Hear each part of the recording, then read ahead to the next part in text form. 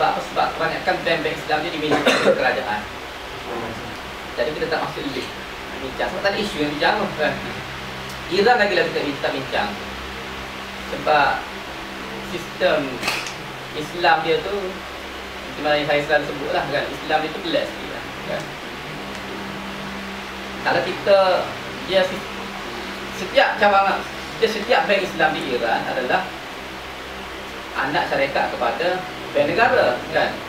Dalam fiqh Syiah, ayah boleh riba dengan anak kan. Anak berhutang RM10 dengan ayah boleh bayar balik RM11 kan. Jadi dia kata bank-bank ini semua anak-anak kepada bank negara kan. Dan anak-anak sama-sama dia ni adik-beradik. Dan rakyat dia dengan kerajaan pun ayah dengan anak kan. Jadi rakyat buat loan di bank boleh riba lah. Tapi dia tak anggap itu sebagai riba.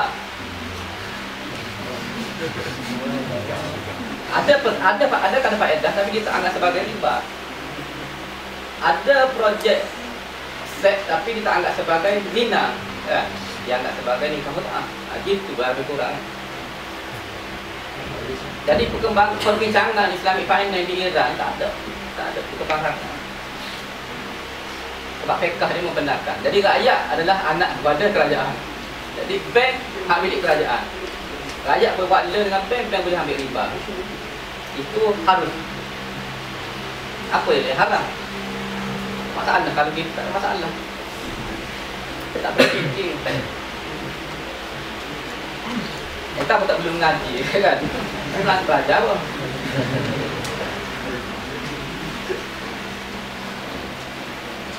Kemudian keseluruhan aset perbankan Islam, Islamic Finance di dunia sekarang ni, dia sudah mencecah 1.5 trilion USD. Satu jumlah yang besar lah. Dijangka pada tahun 2012 expectation 2 trilion sampai 2 tahun lagi 2 trilion lebih USD. Walau bagaimanapun, walaupun 2 trilion dan banyak trilion, dari itu nisbah seluruh dunia aset kewangan Islam, usul Islamiyah hanya 1 ataupun 2% hingga 2% sahaja daripada keseluruhan aset kewangan. Maksudnya dalam banyak bond, bank, saham-saham syarikat semua tu yang berasaskan syariah cuma paling tinggi kalau sampai 2 trilion tu dalam 2%. Ya, di dunia ni 98% lagi kafir. Penat. Yang 2% ni pun banyak dipertikaikan orang kan. Ni Islam ni kata ni kan Islam ni kan. Dapat bayar ke mahal apa semua kan. Ni baik indah ni tak Islam ni.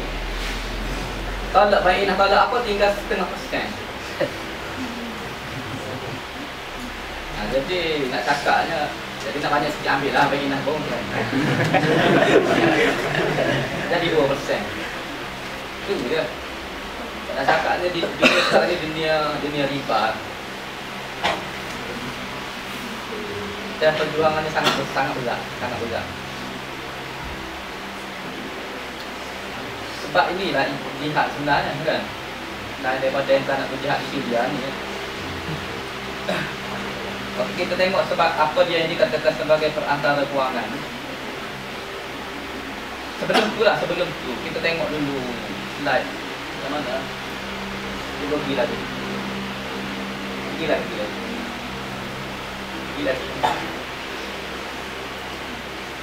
Yang ni kita pack dah ni. Okey.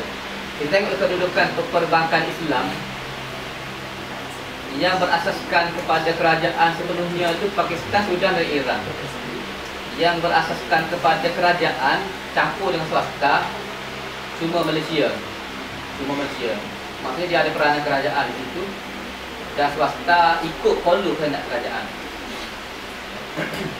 Yang berasaskan kepada swasta ialah negara-negara teluk ni lah. Negara teluk ni Saudi kan, Kuwait, Bahrain, yang kaya-kaya lah. Yang ni kerajaan tak ambil tahu sangat kan, swasta je yang lebih. Sebab bank dia memang kaya-kaya kan. Kalau di duit finance house, dia tu orang kaya-kaya tu kan. Anytime dia boleh buka cawangan satu Malaysia. Jadi masalah utama, masalah di Saudi kan, macam Syekh Abdul Bari Mash'ad cerita itu. Dia kata masalah utama Saudi, dia tak ada undang-undang perbankan Islam. Bank Islam dia duduk dalam kerangka undang-undang kafir. Itu juga masalahnya. Dan tak ada kehendak daripada kerajaan Saudi untuk buat undang-undang kewangan Islam. Alasannya kalau dia buat undang-undang Islam, nanti orang kata yang jadi sebelum ni kafir. Kan? Maknanya kerajaan kita bukan kerajaan Islam. Kata buat hukum apa semua kan. Sebenarnya kerajaan Saudi tidaklah kerajaan buat sistem kewangan Islam. Dia bahasa kafir. Yang inisiatif untuk kewangan Islam ialah swasta, RRD start kan. RRD start, maka pakar lain pun, pakar lain, pakar pondu, SUPC amanah, apa banyak lah kan. Jadi inisiatif banyak pada swasta. Jadi masalah utama di Saudi sekarang ni, kalian tak bincang, dan kalau biasa tengok CNBC Arabia kacang Borobahah kan. Dia banyak bincang isu-isu kewangan Islam gitu. Itulah isu utama, isu perundangan di Saudi.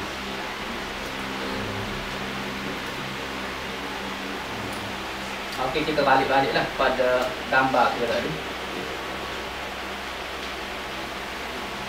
Gambar perantara kewangan. Jadi nak cakap ni bank sebenarnya dia berfungsi sebagai perantara kewangan yang secara ringkas. Kita sudah baca. Kita cuba nak sebut isu kan. Perantara kewangan dia ada macam biasalah, unit kurangan, unit lebihan kan. Ekonomi ada unit surplus, unit defisit ya kan. Unit surplus ni biasanya kadang-kadang isi rumah. Defisit pun kadang-kadang isi rumah juga lah kan. Jadi mana-mana yang ada lebihan duit tu, dia akan masuk ke dalam bank, dan bank beri pinjaman kepada orang yang nak buat kereta bertanda duit kan. Kemudian apa lagi? Maknanya bank sebenarnya tak ada duit. Bank sebenarnya tak ada duit. Yang terdapat loan semua tu ialah duit orang ramai kan, duit orang cepat. Jadi dia berlaku itu dalam aliran ekonomi, dan sebenarnya bank adalah salah satu daripada sistem, daripada start yang besar itu sistem kewangan yang keseluruhan lah. Kita dapat tengok di situ barangan pun akan mengalir, itu barangan kemudian dia simpan isi rumah. Isi rumah kemudian dia ada lebihan aliran duit itu, dia akan simpan di bank. Bank akan salurkan duit kepada isi rumah ataupun firma-firma yang nak buat projek-projek kewangan semua tu. Tunggu dia buat ni lah, dia pinjam. Jadi bank berfungsi sebagai orang tengah, orang kata orang tengah, wisata kembalian. Teori apa? Apa teori wisata kembalian? Kita tengok depan. Terus kita tengok slide. Jadi pembiayaan ni dia ada secara langsung. Secara langsung ni entah belanja, entah untuk bisnes, katalah member entah nak buat bisnes, duit sendiri kan. Itu direct, pembiayaan direct. Entah nak buat bisnes, entah ada duit sendiri, tak pinjam loan dengan kawan-kawan, itu masuk pembiayaan langsung lah. Pembiayaan tak langsung pula ialah pembiayaan yang melalui institusi kewangan. Jadi macam tak ada juga lah, institusi kewangan tu dia ambil duit deposit daripada orang awam, kemudian dia salurkan balik kepada pihak yang memerlukan. Jadi kedudukan bank sebenarnya sangat-sangat penting dalam ekonomi. Sebab apa? Sebab dia yang menggerakkan. Orang nak beli kereta apa semua. Kalau tak ada bank, mungkin kereta tak mampu beli kan. Sebab kereta mahal, nak beli kena bayar cash, tak mampu kan? Jadi bank akan bagi pinjaman. Duit daripada mana bank beli kereta tu? Beli daripada duit orang yang save ni kan. Dia satu teori, dia panggil theory of large number kan. Dalam financial intermediary ni dia panggil theory of large number. Theory of large number ni bank sangat-sangat pegang lah teori ni kan. Maksudnya pada setiap masa akan ada lah orang akan masuk duit kan. Pada setiap masa, walaupun pada setiap masa juga ada orang keluarkan duit kan. Tapi kalau satu masa tak ada orang masuk duit, semua orang keluar duit. Situ bank akan lari kan. Bukan lari, dia panggil bank run. Bank run ni dalam istilahnya dia panggil bank tak ada duit. Dia tak ada duit ni yang tadi tutup duit, cucuk-cucuk tak keluar duit. Tengok akaun ada, cucuk tak keluar duit. Dia di counter, duit tak ada kan. Macam berlaku di Cyprus berapa bulan lepas kan. Di Cyprus dihadkan keluar sampai 150,000 kan. Maknanya kalau anda ada duit lebih daripada 150,000 tak boleh keluar. Bank tak ada duit. Kalau tak ada duit dia akan jadi bankrupt. Bankrupt macam bank berlaku di US 2008 tu lah. Jadi bank run ni, bank situasi bank tak ada duit kan. Bank tak ada duit ni di mana semua orang nak keluar duit pada masa yang sama. Itu risiko yang ditanggung oleh bank. Sebab bank dah guna duit yang anda masukkan tu untuk buat loan kan. Orang buat loan, dia pergi bayar masyarakat kata gini. Tapi theory of large number, pada setiap kali dia buat loan akan ada jorok masuk 10,000, 20,000. Bank syarikat yang dapat duit tu dia akan masuk dalam bank balik kan. Mesti buat loan balik. Jadi kalau tak masuk dalam bank, semua keluar, dia akan jadi crash lah. Itu jadi masalah kan bank. Jadi ada macam-macam orang bagi teori lah. Teori untuk supaya bank ni dia tak boleh buat loan banyak kali, dia akan bagi reserve. Tapi setakat ni teori tak dilaksanakan. Maksudnya macam mana? Maksudnya bank perlu bagi loan berasaskan kepada duit lain, bukan duit dia, modal lain kan? Jadi dia di sini dia tidak menjadi fungsi satu kembalian. Itu isunya kan, itu isunya. Dia perlu 100%, dia kena save dia punya deposit kan, supaya nanti orang cucuk dapat. Memanglah ada satu sudut. Sebab satu sudut lainnya, bank ni dia, entah kalau anda belajar ekonomi ni, dia akan multiply duit tu kan. Loan dibuat, lepas tu sekali lagi loan dibuat, masuk bank, sekali lagi loan dibuat, masuk bank kan. Dia nak mengelakkan berlaku gitu, dia kata tak boleh, kena 1%. Banyaklah, banyak cara-cara yang ada tu buat gitu. Bank kena 100%, 1%. Jadi orang nak berjalan macam mana? Daripada duit lain lah, sumber lain, modal lain, modal bank asal. Jadi situ dia tidak kata untuk dilaksanakan, tidak praktikal sangat sekarang masa akan alam. Sebab dia tidak jadi fungsi sebagai pusat permalian. Sebenarnya benda tu boleh diatasi lagi lah sekarang ni dengan beberapa regulasi yang kita buat lah. Ini kita panggil liquidity problem tu. Okey, kedudukan perbankan Islam, kedudukan perbankan Islam dalam sistem ekonomi, dia kecil sangat kita tengok kan. Aktiviti semua yang besar tu kan. Aktiviti semua dijana oleh institusi kewangan lah, tabung haji, syarikat takaful, syarikat insurans, syarikat macam-macam lah, bank-bank besar-besar. Kemudian dalam institusi kewangan lagi lah, semua lah yang syarikat Islamic Capital Market kan, pasaran modal, yang buat bond apa semua tu, semua dijana oleh institusi kewangan. Dalam institusi kewangan tidak ada bank. Bank tu lebih subset lah. Pasaran kewangan lebih besar daripada pasaran modal kan. Pasaran modal lagi besar daripada pasaran bank. Sekali dia keluar sukuk berapa bilion kan. Sekali dia keluar bond berapa bilion. Jadi bank-bank ni cuma beli bond di dalam untuk dapat keuntungan. Kemudian bank Islam dia subset lagi kepada bank. Kita nak tunjuk kedudukan ni sebenarnya bank Islam tu kecil dia. Seterusnya kita tengok peranan antara kewangan. Apa yang dikatakan peranan financial intermediaries ni? Yang pertama, dia menghubungkan pihak antara pihak kurangan dan pihak lebihan. Yang keduanya dia macam saya dah sebut tadi lah. Yang keduanya dia mengatasi ketidakseimbangan pasaran.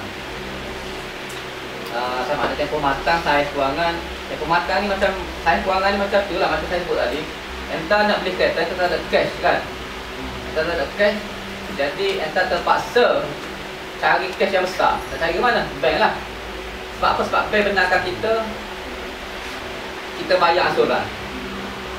So pada masa yang sama, bank menyediakan saiz kewangan yang sesuai untuk kita, dan bank juga menyediakan tempoh matang yang panjang untuk kita bayar kan. Maknanya tidaklah kita kena bayar cash kan. Jadi bank cuba atasi ketidakseimbangan. Contoh, bank ada syarikat ni dia nak berlabuh. Syarikat Asia contohnya kan. Contohlah, dia nak ambil pinjaman daripada bank nak beli flight kan, beli kapal terbang. Beli kapal terbang, pada masa yang sama entah sebagai orang biasa ada duit lebih kan, masuk dalam bank. Masuk duit dalam bank, saiz yang kita masuk berapa sen ya kan. Tapi dengan ramai yang masuk tu, bank jadi cukup duit. Jadi bank pun bagi loan kepada Asia untuk beli kapal terbang. Yang kita yang masuk duit ni kadang-kadang kita nak guna minggu depan ya kan. Kadang-kadang mungkin setahun akan datang kita guna, ada yang 2 tahun tak guna duit. Yang kaya-kaya kan, so dia biasanya masuk hari ni esok habis kan. Orang makan gaji pun gitu ya kan. Masuk awal bulan banyak, aku pun tak ada. Awal bulan pula banyak kan. Maknanya sebulan dia pergi banyak. Jadi tempoh yang kita deposit dalam bank sedikit, tetapi maksudnya dia tempoh sekejap kan. Tempoh pembayaran balik daripada Asia tu 20 tahun. Panjang kan. Jadi dia cuba atasi antara tempoh yang sekejap tu dengan kalau yang tadi ada duit lebih. Entah ada duit lebih, katalah entah ada 1 juta, tapi entah nak pun dalam minggu depan kan, mungkin entah ada 30-40 juta lah kan. Mungkin entah kata aku tak guna lagi, tapi dalam setahun 2 aku nak pakai kan. Entah pun, tapi Asia kata aku nak pinjam, nak beli flat, nak beli kapal terbang kan. Entah pun bagi, entah tahun depan dia nak pakai duit tu. So bila entah nak pakai tahun depan, Asia mana boleh bagi tahun depan, tak untung lagi sana. So berlaku tu orang kata berlaku kecacatan pada tempoh matang, maturity problem kan. Asia kata aku nak bayar tapi 20 tahun aku boleh bayar balik. Kita kata mana boleh tahun depan aku nak pakai duit. Itu macam maksudnya kita sanggup bagi, dan bank Asia bagi untung lah kita, riba lah sikit. Tapi kita nak guna duit cepat. Itu masalahnya. Kalau tak ada wisata maliyah, sebenarnya peranan dia jadi wisata maliyah. Walaupun kita ada duit kita nak pakai tahun depan, Asia yang nak pakai 20 tahun, yang bayar dalam masa tempoh 20 tahun pun boleh buat pinjaman. Itu peranan bank. Kita panggil dia boleh atasi tempoh matang. Yang kita tengok bawah tu sebagai transformasi aset dia panggil kan. Tahwil usul sama ada dari aspek mudah istiqaq ataupun dari sudut hujam dia, ataupun dari sudut muqatabah dia, dari sudut risiko dia. Entah tak sanggup nak bisnes gini-gini, risiko besar, tapi bank dia ada mekanisme dia sanggup berlaku dalam risiko ni kan. Jadi bank dia transformasi risiko lah. Dan dia juga mengatasi dia orang panggil asymmetric information kan. Saya tak tahu dalam bahasa Melayu apa yang dia nak terjemahkan kepada asymmetric information.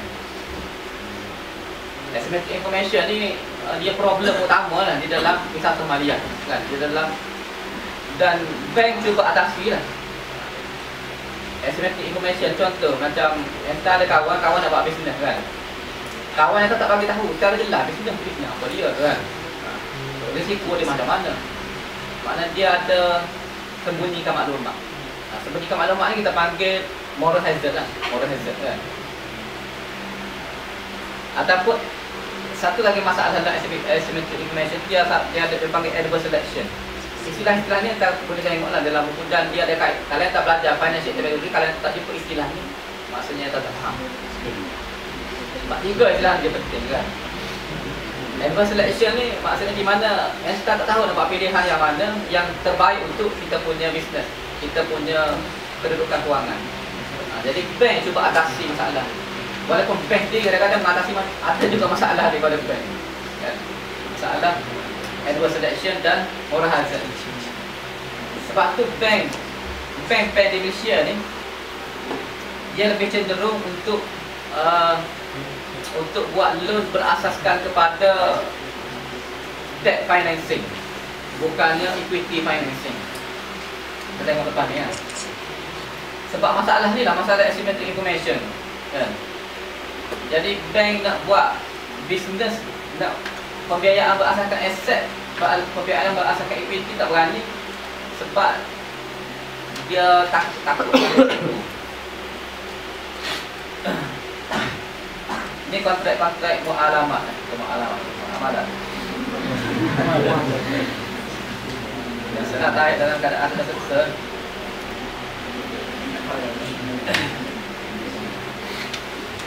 Dalam mentransformasi aset tu, bank dia kena ada hubungan lah. Dia nak ambil dengan kita, dia apa dia punya kontrak dia kan. Dan bank nak bagi loan tu apa dia punya kontrak dia kan. Jadi sepatutnya ciri-ciri utama perbankan Islam, yang ciri-ciri yang saya tak baca kot tadi. Antara ciri-ciri utama perbankan Islam, dia perlu berasaskan kepada ekonomi masyarakat ataupun real panggil real ekonomi. Real ekonomi ni bank sendiri masuk ke dalam bidang bisnes kan. Bank dulu beli apa, bagi kita modal, untung rugi sama-sama tanggung lah. Bank bagi modal, kontrak berasaskan untung rugi. Yang tu yang sepatutnya bank buat, bank Islam buat kan. Tu ciri utama bank Islam sebenarnya. Ciri utama bank Islam, kalau dia nak bagi loan, sepatutnya untuk bisnes besar, bank sign kontrak dia panggil PLS lah, profit plus sharing kan. Kalau syarikat tu untung, bank dapat untung. Kalau syarikat tu rugi, bank rugi. Tapi bank ni satunya dia target untung, dia tak nak rugi. Satu lagi, dia mana boleh rugi sebab bukan dia, duit orang lain kan. Kalau dia rugi, dia berdosa lah. Dan bisnes yang dia nak join tu, dia kena tengok lah kan. Dia bank ada buat juga profit and loss sharing, tapi tak banyak. Kebanyakan pembiayaan dia berasaskan kepada debt. Debt ni hutang.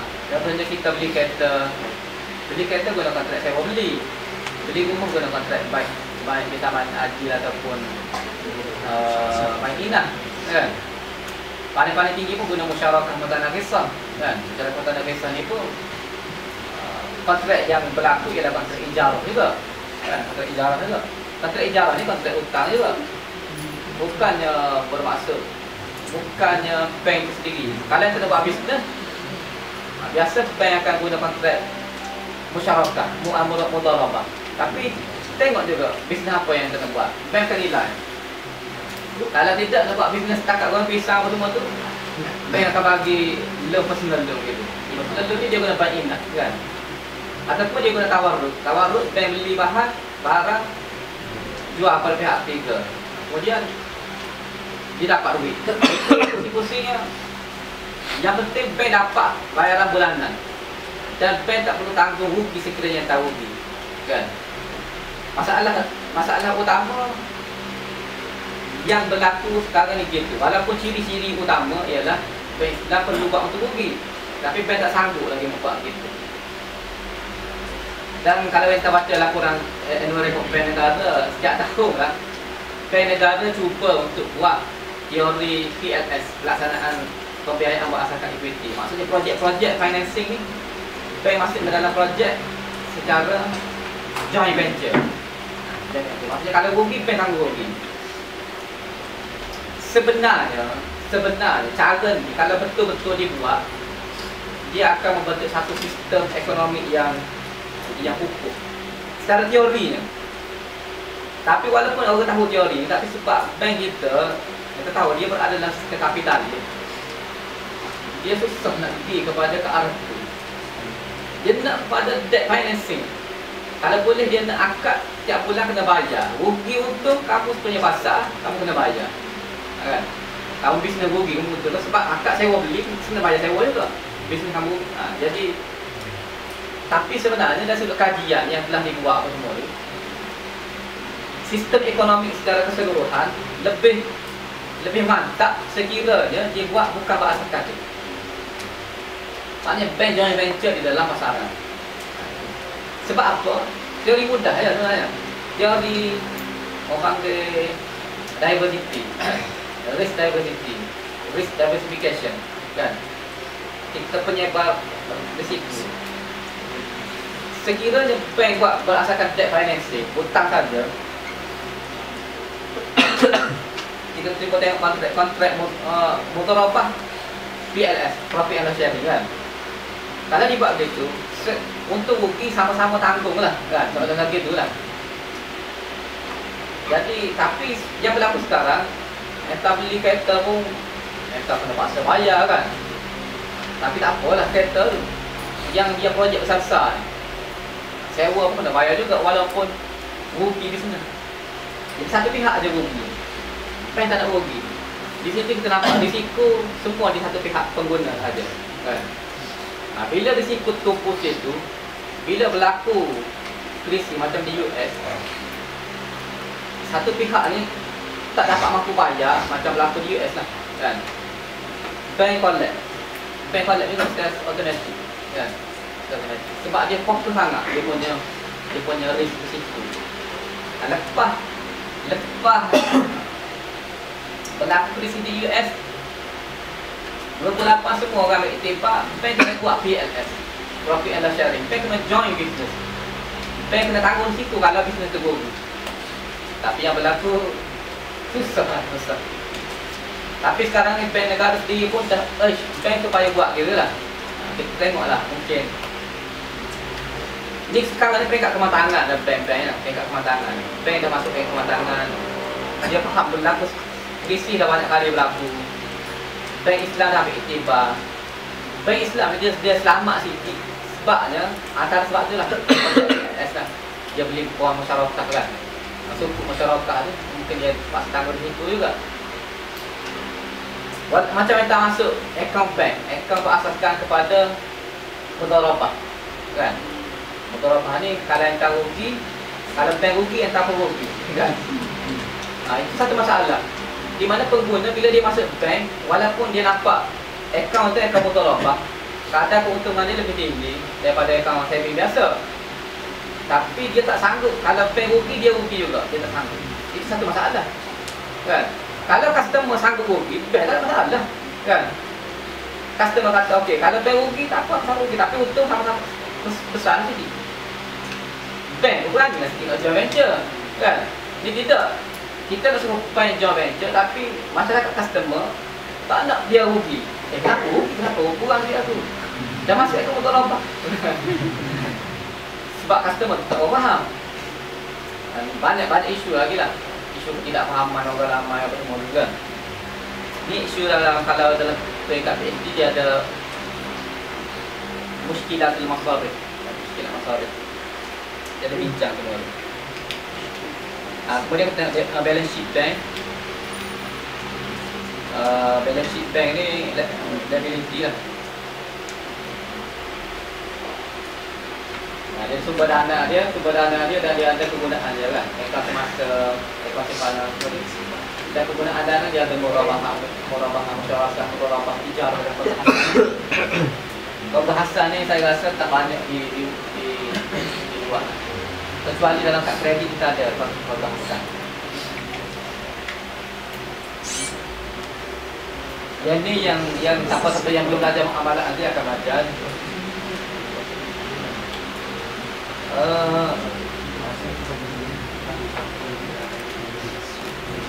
Coba tengok satu lagi.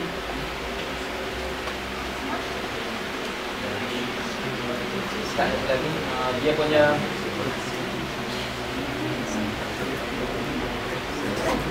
asset liability bank. Bank ni apabila anda masukkan duit, kan, semua duit yang masuk bank akan satu account dalam bahagian liability, kan, liability. Maksudnya bank ada tanggungan untuk bayar balik, kan. Liability bank. Liability bank kebanyakannya bersifat short term. Sedangkan ada aspek asset bank tu dia bersifat, liability dia banyak bersifat long term lah. Long term. Di situ berlaku panggil mismatch di dalam maturity punya ni, tempo, kan. Mismatch ini dia akan jadi gap, dia panggil gap antara tempo. Entah masuk duit hari ni, aset nak ambil masuk duit kan. Jangka pendek. Dan dari aspek asetnya